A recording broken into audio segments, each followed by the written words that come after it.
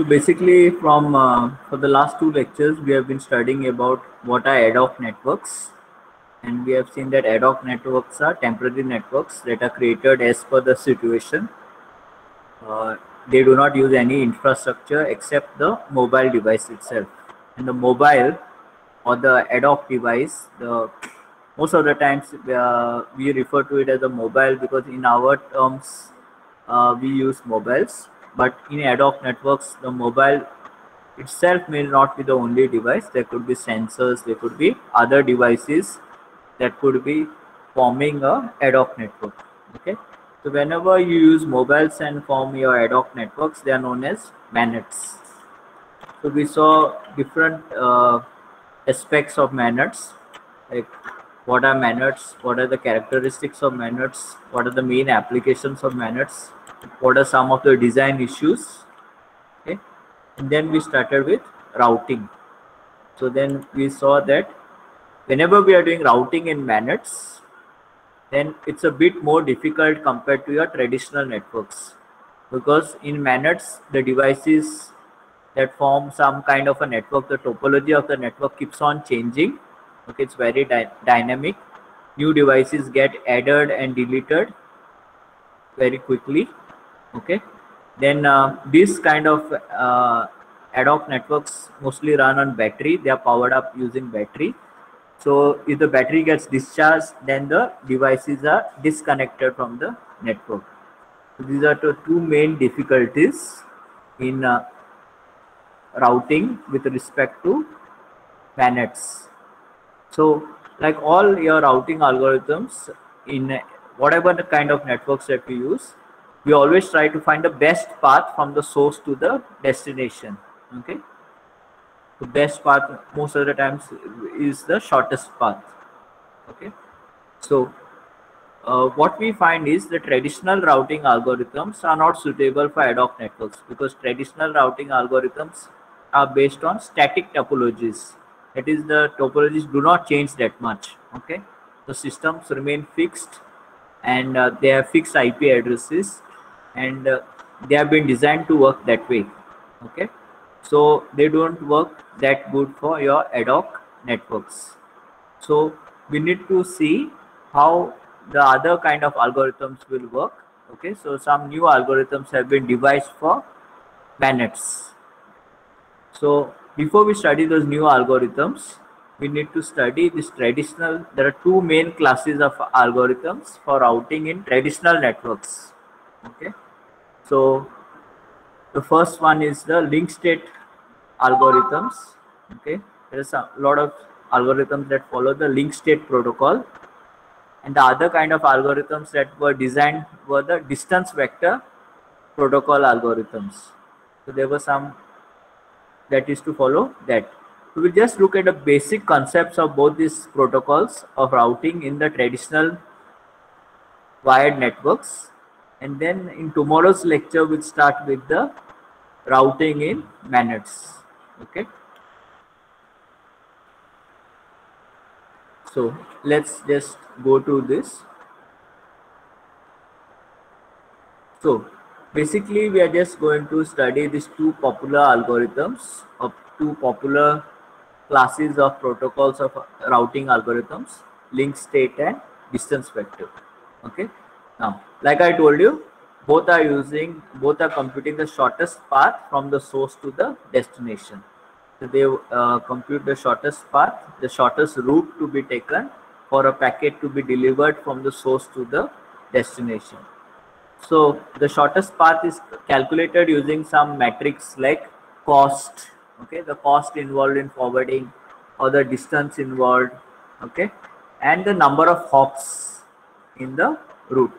So like I told you, whenever a packet travels from one station to another station, or from one node to another node, that is calculated as one hop. So for example, if you take some nodes like this, there are say 3 nodes A, B and C. Okay, so the connection from A to B will be one hop, then from B to C will be another hop. So if we computing the number of hops required for a packet to travel from A to C. then it will be, this will be one hop. The packet will first travel from A to B. Okay, so it will be one hop. Then the packet destination is not B, but it is C. So the packet has to be forwarded by B to C. So again, that hop for it is 1. So 1 plus 1 will be equal to 2. Okay, so it will require 2 hops. Now there could be some other metric associated with each link. Okay, then you have to take that number that is associated and use it to calculate this distance or the number of hops that are required. So in the simplest way, I just explained by just taking 1 as the unit on that link. Okay. So let's go to your first protocol, link state protocol. Okay. So link state protocol, short form also is LSP. Okay. So let's go through this example of link state protocol. I'll explain you briefly how it works. Okay. So basically, in link state protocol, the term link is denoting the connection of one router with its neighboring router. Okay. So the connection between two routers is referred to as a link. So when I refer to a neighbor of a router, the neighbor of a router is one with which it can directly communicate. Okay, the router with which it can directly communicate without taking any other router's help, that router will be its neighbor. So let me take one example and tell you. So suppose we are having here network like this. Say these are all routers A, B, C and D. Okay, so they are all connected. It's a wired network. Okay, all connected means this is the network. Okay, so all nodes need not be connected to each other. So the connection between two routers is known as the link. Okay, so A's neighbors are the direct connections between A and to the other routers that it can find. So A's direct connection is with B and with C. Okay, it's not connected to any other router directly. So A has two neighbors, two direct connections. So the neighbors of A are B and C. Okay. Most of this is just a revision, so I'm sure you know all of this, but I'm just revising. Okay. So similarly, the neighbors of node C are, or the router C are, the direct connections of C. So the direct connection of C in this case is A and B. Okay. Similarly, the neighbors of B are, there are three direct connections that B has. It is connected directly to A, to C, and to D. So therefore it has three neighbors. Similarly, D has only one neighbor. It is directly connected only to B. Okay. So this is what you mean by the neighbor of a router. Okay. Now, in link state, okay, please note down this what I'm saying next. In link state, a node may not be connected to another node directly. Okay, a node or a router may not be connected to another router directly, but it will know the status of that router. Okay, it will know that status of that router. Okay, so in link state protocols, every router is aware of the status of every other router.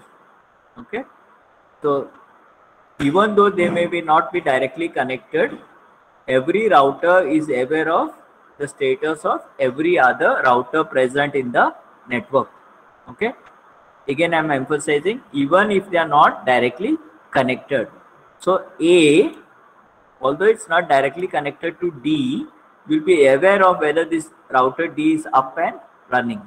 Okay, So how they are aware of this is each node in link state protocol in this kind of network, when they are using link state protocol routing algorithm, each node uses something known as a link state advertisement. Okay, it uses a link state advertisement to determine the connectivity. Okay, so what a link state advertisement contains is, it's a message basically that is broadcast. Okay, it's flooded across the network. So suppose A is sending a link state advertisement message, LSA. Okay, it is commonly known as by the short form LSA.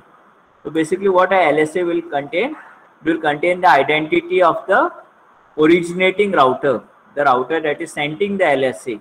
Okay, then it will identify all the neighbors of the router. So suppose A is sending, so the LSA will look something like this. The router that is sending the message will be A. Okay, the neighbors of A, direct neighbors of A, the neighbors of A are B and C. So, and then it will send, and what is the status of this links? Okay, if there are some delays associated, or what is the status of these links? So the third part of the LSA will be the delays with the, or the, what is the status of the links. And the fourth part of the LSA will be some unique sequence number. Okay, so this sequence number is increased, the count is increased of the sequence number every time the router is sending a new LSA. Okay, so there are four parts of the LSA. So each router in the network will be sending one LSA message. It will be flooding it. So for example, here in this example here, I'll just rub it off and explain. Suppose A is sending a LSA. Okay, so it will send this LSA across to its neighbors. It will send LSA to B. It will send LSA to C. Okay, and this LSA is sent by A. So it will send to its neighbors. So B will take this LSA, that is sent by A and store it in its database. Okay, so the LSAs are stored in a special database known as a link state packet database. Link state packet database. Okay, this LSPDP is different from the routing table. Okay, so each router will have this database LSPDP and the routing table. So there are two tables. Okay, please do not get confused. So two different tables are there. The routing table contains the usual information, the routing information.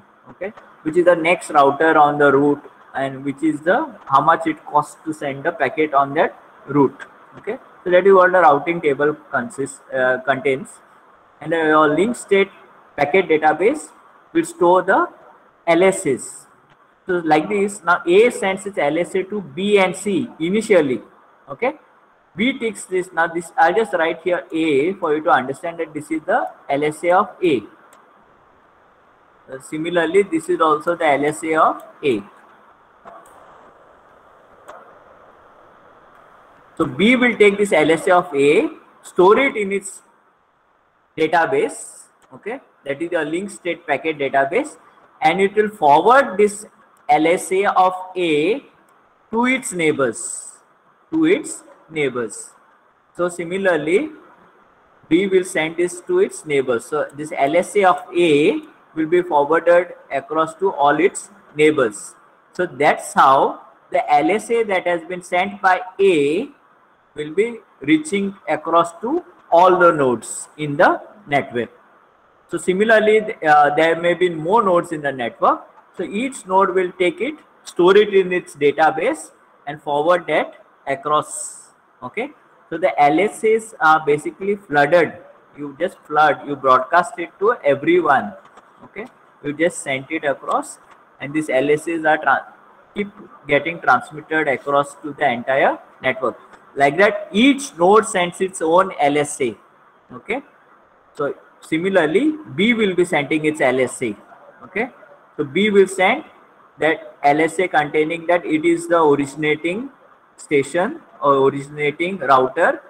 It will send what are its neighbors, what are the status of the links with those neighbors, and it will send one sequence number. So each router will store the LSA in their own. Each router has their own LSPDP database. Okay, so link state packet database. So each router, at the end of all this, when every station has sent their LSAs, all the LSPDPs will look similar. Okay, they will contain the same information.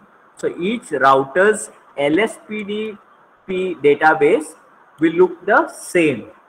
Okay, because each router gets the LSA from every other router present in the network. Okay, please note what I am saying. Each router in the link state protocol network, or whichever network is using link state protocol, will get this data LSAs from every other router. And when they get these LSAs from every other router and they store it in this database, okay, so therefore everyone's LSPDP database will look the same. So they get the same messages.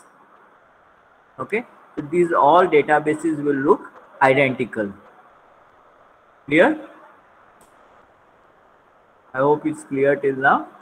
And based on this LSPDP, okay, in link state protocol, you calculate the shortest path using the Dijkstra's or Dijkstra's algorithm. Okay, so you apply the Dijkstra's algorithm to this link state protocol database, and you find the shortest path, or you create the something known as a connectivity graph. So if you remember, when we were studying data structures, I have already taught you how to employ the Dijkstra's algorithm and find the shortest path. Okay, so we are not going to look into the details of how we get the shortest path. And you know that every router has to employ this algorithm on its own database. Okay, so it will get from itself. So A will, when it employs the applies the Dijkstra's algorithm to the link state database, it will get the shortest path from A to every other router, or okay, so to the destination that it wants to send packets in future. Similarly, when B applies the Dijkstra's algorithm, B will get the shortest path from itself to every other router in the network. Okay, so this is just the overview of how your link state protocol works. Okay, so just to summarize, the links between the routers is known as a the connection between the routers is known as a link. So every router has some neighbors associated with it. Okay, so we call the routers as the neighbors of A. For example, if it has a direct connection, so A has direct connection with B and C. Okay, so A will be sending something known as a link state advertisement to its direct neighbors, who will be storing the link state advertisement in a database known as a link state packet database. So similarly, every other router will be sending a link state advertisement. So similarly, C also will be sending link state advertisement to its neighbors, who in turn store that in their own database and forward it towards the next neighbors. And like that, every router gets the link state advertisement of every other router present in the network. So once this database has been built, okay, you apply the Dijkstra's algorithm. Each router will apply the Dijkstra's algorithm, okay, and create a routing table. So you apply the Dijkstra's algorithm on the link state packet database and create the routing table. So the routing table is separate, is different from the link state packet database. The routing table will be informing the router which is the shortest path whenever it has a packet to be sent towards some destination. Okay, so this is in short how your link state protocols algorithms work. So there are a lot of algorithms based on this concept of routing. So if you have any difficulties, you can just let me know.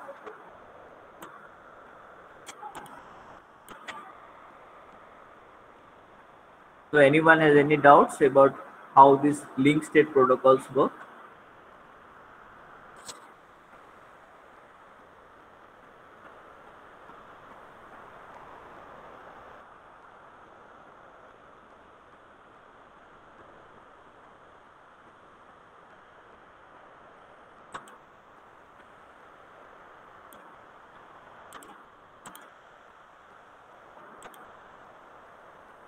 Okay, no questions.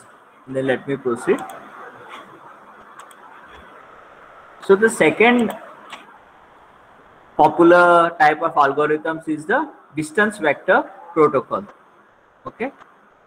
So I hope you have, before I go to the distance vector protocol, I hope you have understood how, although some neighbors are not, some nodes are not connected to each other directly, they are still able to get the status of the nodes. Okay, so in this example here, we had A, B, C, and D.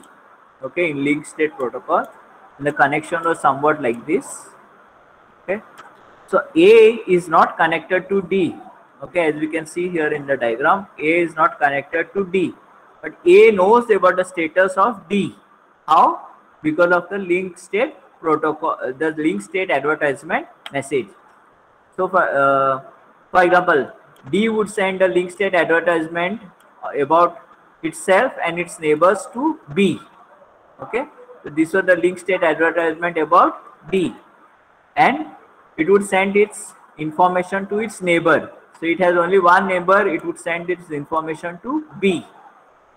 B would take this link state advertisement, store it in its database, okay, and then forward this LSA to its neighbors. So this LSA that was sent by D originally to B would get forwarded to A and to C. So when A would get this link state advertisement, it would store that link state advertisement of B in its database. So that's how A would know about the status of D. Okay, so although it's not directly connected, it would know about the status of D. So every router in the network would know about every other router in the network, even though if they are not directly the neighbors. Okay, please remember this. This is very important in link state protocol. Okay, so in distance vector, the second type of protocol that is very popular. So the routing decisions are made based on the distance, okay, and the direction. So two parameters would be popular in the distance and the direction. So for example, let me take an example and explain.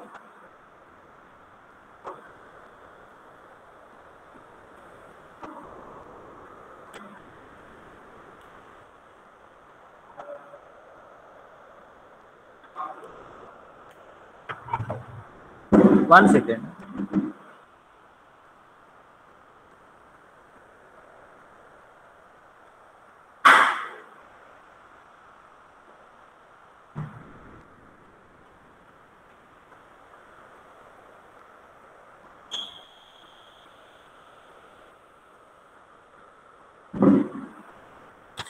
Okay, sorry students. So in distance vector, let's take the same example.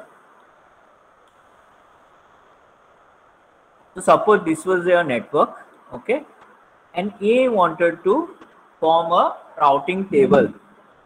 Then A would get its routing table only from based on its interaction with its neighbors. Okay, A could, according to distance vector, A could communicate only with its neighbors. Similarly, you take any other node in the network, that node was allowed to communicate directly with its neighbors. So if it wanted the status of any route in the network, it would get the route information directly from its neighbors. So whatever the neighbors had stored in the database in their routing tables, based on that information, A had to take a decision. Okay. So A was, for example, in this kind of algorithm, since A is not directly connected to D, A would never be able to know the status of D directly. It had to ask some other node that was in connection with that node D. So for example, in here, node B is connected to D. So if you wanted to know the status of D, whether D is up and running or any other information for routing with regards to routing, A had to ask its neighbor about the status of D. Okay. So therefore, since B would be giving it the information, this kind of routing also is known as routing by rumor. Okay. It has to believe whatever information is given by this node. It has to believe that whatever information that B is giving about this node is correct. Okay. Therefore, this kind of routing is also known as routing by rumor. And the routing in this kind of algorithms is based on the Bellman-Ford algorithm. Okay. It is based on the Bellman-Ford algorithm. So basically what would be done here is A would know how much is the distance to travel to the next node. Okay. If suppose it wants to send a packet to B, then it would know how many hops are required to send a packet to this node. Okay. So it would know the distance and it would know in which direction the packet has to be sent. Okay. It has to be sent, say, to node B. So it would know the distance. Suppose the distance was 1, then it would put here as 1. So it would be aware of this information. Okay. So it would get this information about the routes directly from its neighbors. Okay. So based on that information, it would be building its routing table. Okay. So basically in distance vector protocols, whenever any update were required in the routing table, the entire table had to be sent. Okay. So A would send its entire routing table to its neighbors. It would send. Similarly, every other node or every other router in the network would send its entire table to the neighbors. Okay. You could not just update one particular route or just make small changes. So you have to broadcast the entire table to its neighbors. Okay. So in link state protocols, whereas you could just send only that route that was updated. Okay, or you could only transmit only that information. You will not send the entire table. But whereas in distance vector, you have to send all this this entire table. Okay, that was the way it was designed. The routing algorithm was designed that way. Okay. So it was not possible that small changes could be just sent. So this way, when you were sending the entire table, it would lead to more bandwidth wastage. Okay. And this kind of information had to be updated periodically. Okay. So on a periodic basis, you have to keep updating the tables. You have to keep sending these tables on some fixed intervals of times. So this was the main way on how your distance vector protocols would work. So based on rumors, that is, if you wanted to know the status of any other node besides your neighbors, then you have to depend on your neighboring nodes to get the status of those far away nodes or far away routers. You could not communicate with those nodes directly. So in distance vector protocol, each router would be aware directly only of the status of its nearby or your neighbors. Okay, it will not be aware of every node in the network. So in link state protocol, every node knew about every other node because they were exchanging LSAs. But in distance vector, you are only sending the messages to your direct neighbors. And based on the direct neighbors, whatever information they give you, you build your routing table. Okay, using the Bellman-Ford algorithm.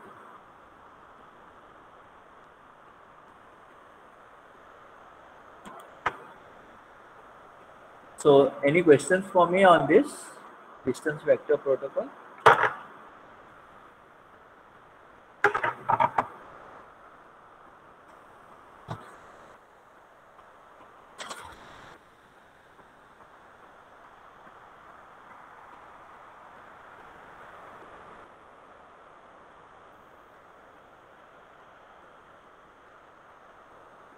Okay, if you have questions, you can type it out. So let's go to the next slide then. So we'll just look at what are the main differences between traditional networks, the routing in traditional networks and MANETs. So by traditional networks, we mean wired networks. So in wired networks, for example, the nodes do not do the routing. Okay, your PC does not do the routing.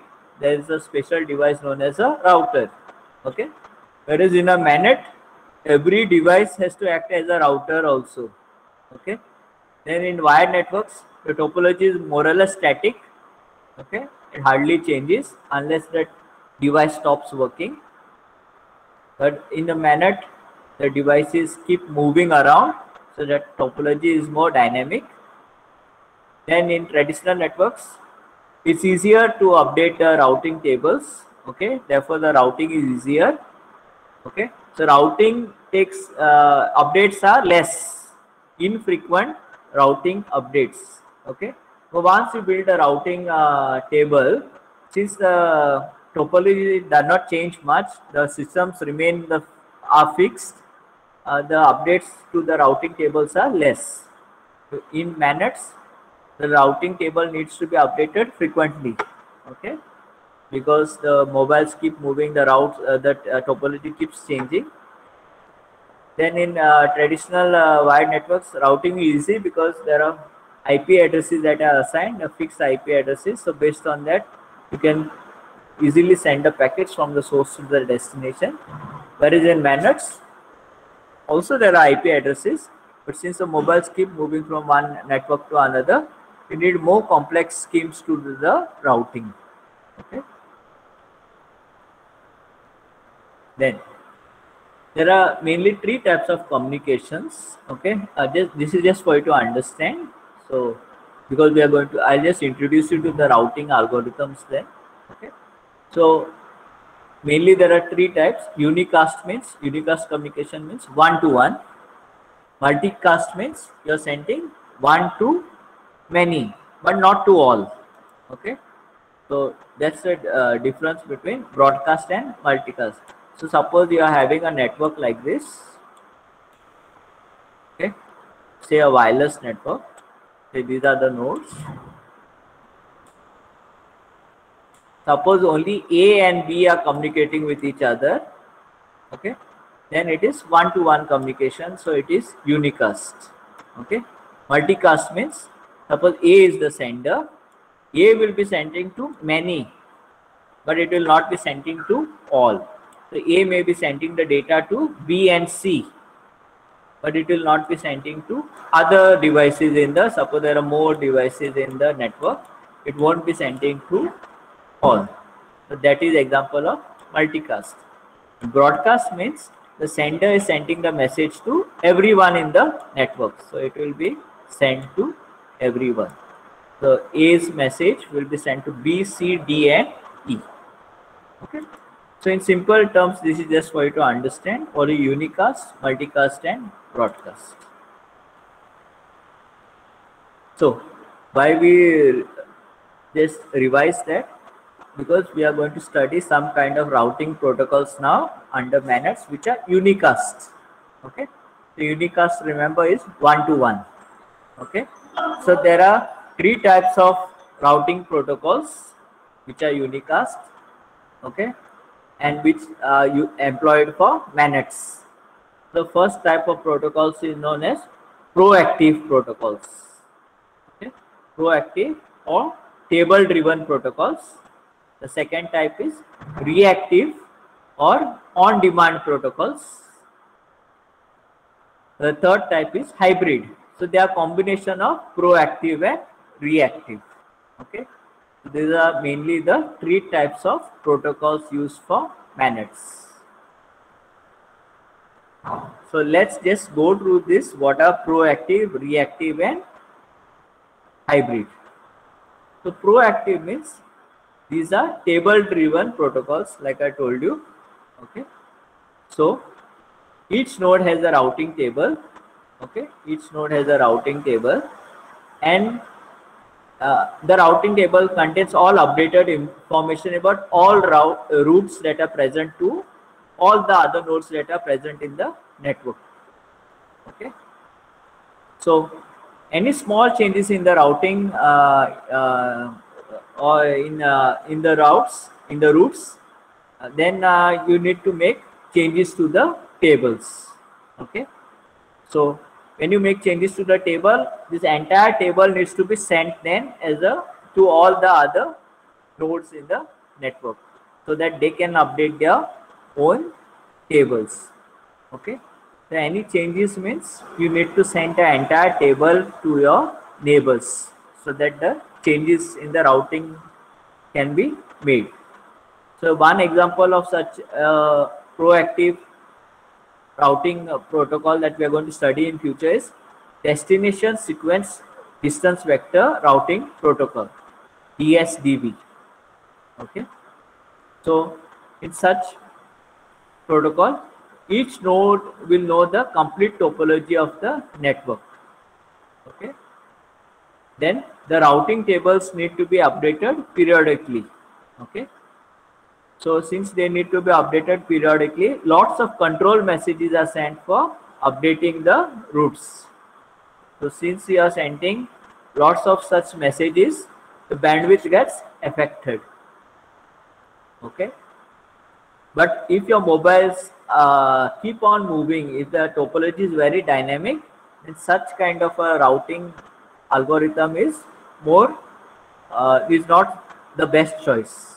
Okay, if the topology is dynamic, if the mobility of the nodes is high, then such kind of algorithms is not the best choice. The second type of algorithms is reactive. Okay, so in reactive, the routes are updated only as per demand. So you don't keep changing the table every time. Okay, so whenever you discover the new routes, then you update the table. Okay, so when you do the updation of the table, you can only transmit the partial route information. You do not transmit the entire table. Okay, so therefore, since you are not sending the entire table, the routing table, you reduce the overhead, you reduce the bandwidth that is wasted. Okay, so it is very efficient when frequent updates are not needed. Okay, such kind of routing algorithms. So there are two main types of algorithms that we will study here: dynamic source routing and ad hoc on demand distance vector routing. Okay, we'll be studying this in the lectures later on. The third type of algorithm is the hybrid routing protocol. The hybrid, like the word suggests, it is having the characteristics of both reactive and proactive. Okay, so it's basically to get rid of every time you need to discover new routes, and then you need to update the routing tables. So to minimize that, this kind of algorithms were designed. So whenever you're using this kind of algorithms for nearby nodes, you maintain the routes, or you find the routes using proactive algorithms or some proactive method. Okay, and for further away nodes or far away nodes, the routes are maintained using reactive protocol algorithms. Okay. Now, obviously, now these both type of methods are combined into one. Okay, it's not like you will employ two different algorithms. You will use the ideas from both the types of algorithms and make it into a new algorithm. So such an example is known as a one of the algorithms you will be studying in future is known as a zone routing protocol. Okay, so basically this is what you are going to study in your syllabus in future. So you're going to study proactive. Okay, one example of that. Then reactive, two algorithms, and hybrid, one. So there are four algorithms that you're going to study under unicast mannered routing protocols. Okay. So any questions for me about this till here?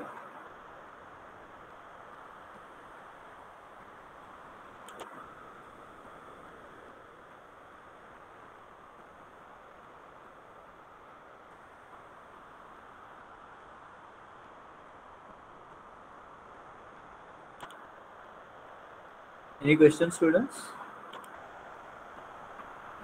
Okay. Then if we are not having any questions, then I think we'll stop then. Okay. So basically what we'll be doing is